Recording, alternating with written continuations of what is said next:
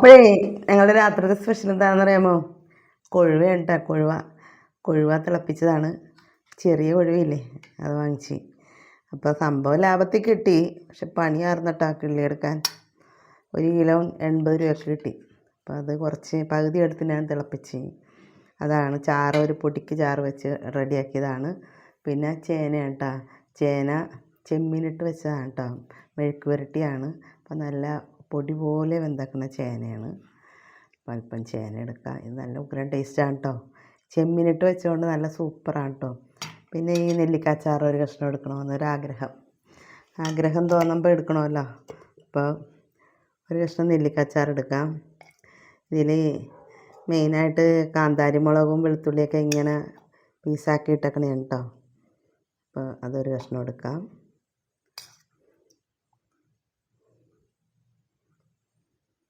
അപ്പോൾ ഇതാണ് ഞങ്ങളുടെ ഇന്ന് രാത്രിയിലെ സ്പെഷ്യൽ കേട്ടോ. നിങ്ങളെല്ലാവരും കഴിച്ചോ? അപ്പോൾ എല്ലാവർക്കും ബായ്.